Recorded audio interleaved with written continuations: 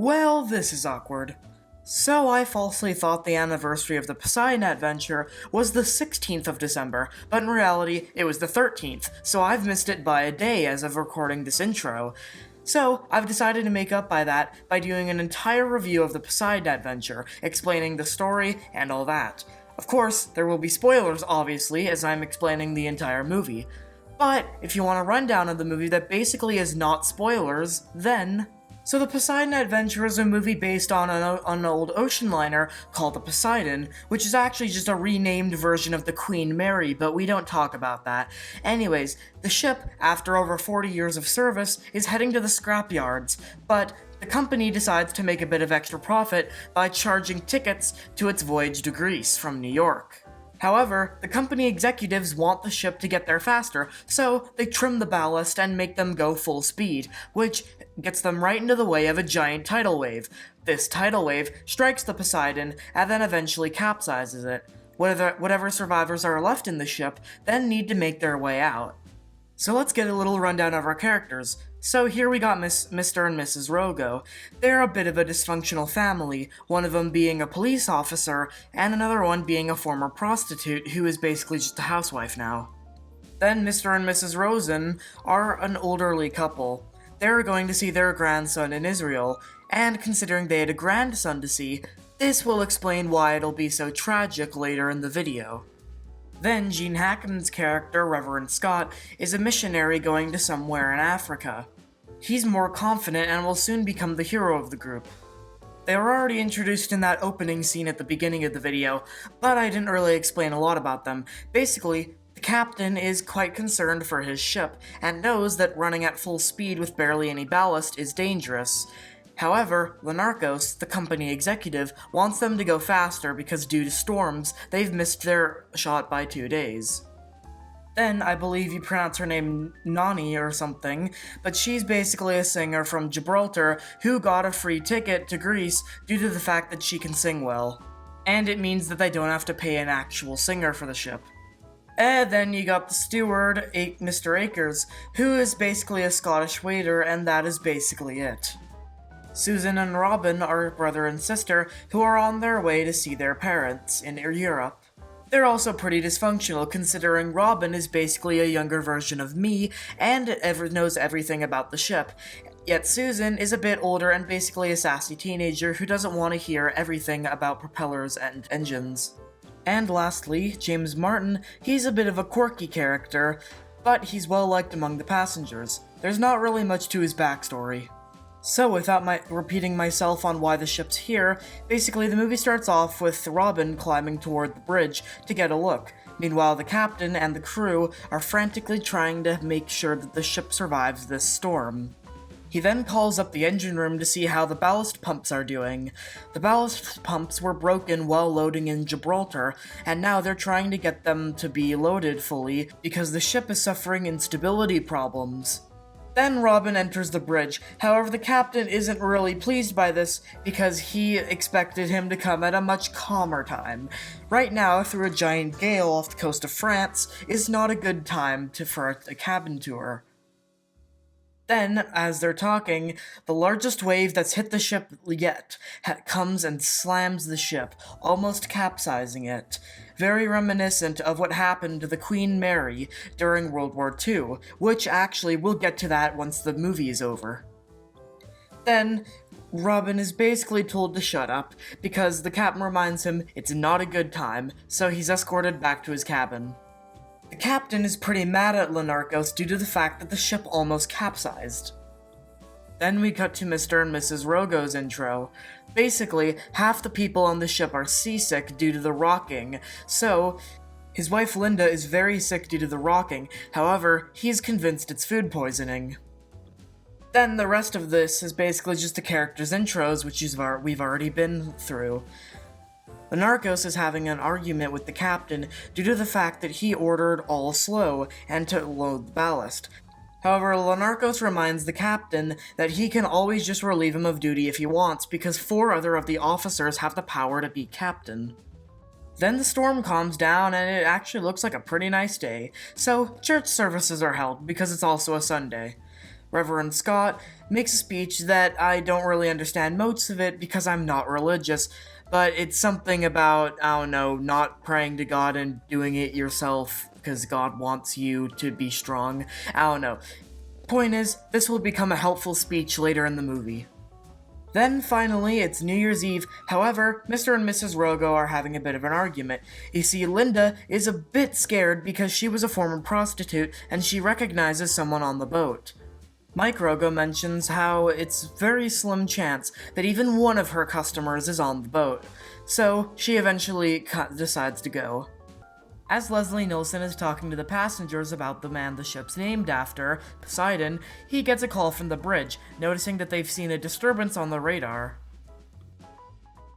As the New Year celebrations are happening, an enormous wall of water, or a wave, comes straight toward the ship, capsizing it. And yes, for the stunts, they did put a ton of people in one room, tip the room over, and then just film whatever happened. Now, the capsizing scenes aren't the best in this movie, but they're alright, and they get the job done. Plus, for the time, this looked pretty cool. Then, the Poseidon fully capsizes, the lights going out for a bit, then eventually going back on. Now, in real life, if a ship like the Poseidon were to capsize, then it would run into some challenges staying afloat, namely the fact that water would flood in through the doors. I mean, the Saywall, when it capsized, didn't stay afloat for long, and the Princess of the Stars, a ship I've talked a lot about, only stayed afloat because it had air pockets left. However, the passenger areas, which are above the waterline, would immediately be flooded, meaning that although the ship would stay afloat, no survivors would be left in there and a Poseidon-like scenario would not happen. Everyone is quite shocked, however the purser tells everyone to stay still inside the ship, which will later become a death sentence for most of them. He reasons that trying to make it through the ship would get them killed due to the various hazards. After rescuing Susan from a table they were stuck on, they notice that one person above them in the dining room survived. They raise up a tree to get him down, however, they immediately realize that they could just climb up it instead. However, the purser once again states that everyone going up there will be killed, so some raise the tree and others need to go convince people to go. Most of the passengers stay behind in the ballroom, however, some people, like the elderly couple, decide to join in because they've got a lot to live for. Then, as James Martin's going around, he manages to convince the singer Nani to join them, after realizing that her brother is dead. Eventually, Reverend Scott and James Martin have completely given up all hope in convincing people to come, but not entirely. There's one person that Reverend Scott wants to bring along with him. Reverend Scott wants the priest to come with him. However, the priest says that he has no one waiting for him and that there are many injured people in the ballroom that need help, so he decides to stay. Eventually, Reverend Scott climbs up the tree, however, he gives one last-ditch attempt to get anyone else in the ballroom up with them. He gives one last speech to everyone in the ballroom, however, he quickly realizes anyone still in the ballroom isn't coming with them. Now, when a sequel is made to most movies, it's usually just thrown out of the blue with no lead-up. However, this movie actually sets it off nice for another sequel, after realizing that there is explosive fumes inside the ship that are currently igniting, causing explosions all over. These explosions then cause the ballroom to go up in flames, flooding it quickly and leaving everyone else inside dead. As people start climbing up the tree, the weight of all the people causes it to fall down into the ballroom. Not 2 seconds into their adventure, they realize that the room directly ahead of them is on fire. Reverend Scott dives into the room quickly to see if he can find anything on the other end for them to go to. After navigating through the fiery room, the climbing begins. After using a fire hose, the group then climbs some upside-down stairs, which are now a ramp. However, they immediately realize that the water is following them, and this will be one of their biggest issues during their journey. After making it to the top very quickly, they then realize that they have no time for breaks, as the water will quickly follow them up the stairs. After Robin, the kid, explains about the Andrea Doria, of course he does, they finally make it to a vent. Not everyone is entirely confident they can fit through the vent, however, Reverend Scott soon shows them that it's entirely possible. However, they end up at the bottom of a funnel shaft. They then realize that they didn't really figure out where they were even going before they climbed through the vent. However, remember those explosions I mentioned earlier? Well, those come back to bite him when more of the fumes explode, causing Akers to fall from his ladder and I presume drowning in the water considering one of his legs is broken.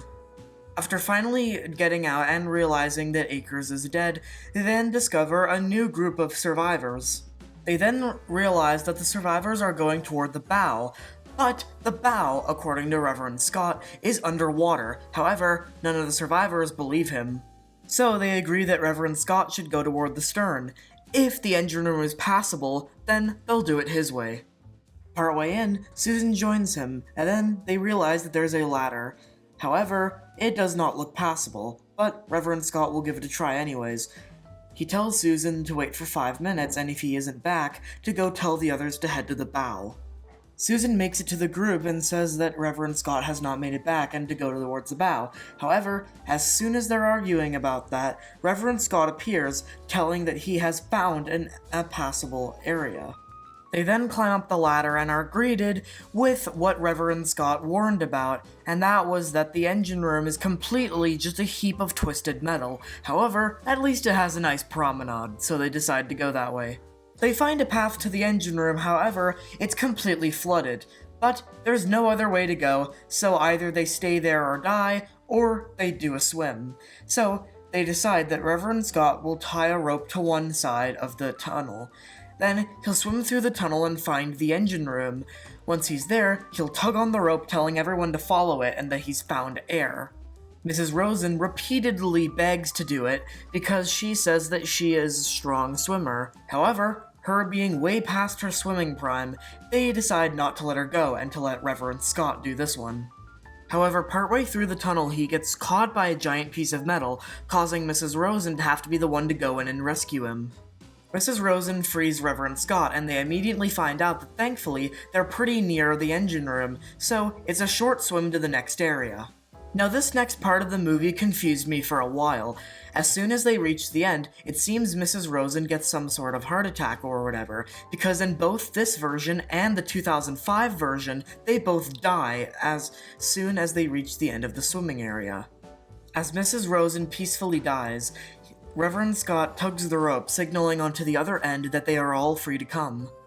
With James Martin helping Nunny, who can't swim, to navigate through the swimming area, they immediately all realize that Mrs. Rosen died. After a short little 2-minute break with his now dead wife, everyone decides to continue on. Finally being above the waterline, they reach their second to last obstacle, and that is that the gap that leads to the propeller shaft is not only an area you have to jump from, but also an area with a lot of fire and smoke in the way. As soon as Mike and Linda make it to the stairway, however, the ship shakes again due to an explosion, and Linda falls into the flaming water below. After blaming Reverend Scott for the whole thing, Mike Rogo is paralyzed in sadness. After yet another explosion with somehow everyone surviving, a pipe bursts, covering their escape route in thick smog. In order to get to the door handle, Reverend Scott launches himself onto one of the valves, which will stop the hot steam from blowing. Afterwards, Reverend Scott realizes that there's nothing he can really do to get out of the valve, so he tells Mike Rogo to let the others through, and then dives straight into the fiery water, killing him instantly. Finally delivering on his promise, he lets the others through into the propeller shaft room, which is the thinnest part of the ship's hull. After banging on the hull to let them know where they are, finally, the French Coast Guard weld the ship open and save them. Finally, after climbing onto the hull of the capsized ship, they make it onto a helicopter, finally escaping the ship, and ending the movie. Now, to understand why a strange movie concept like this became so popular, we'll have to go back to World War II.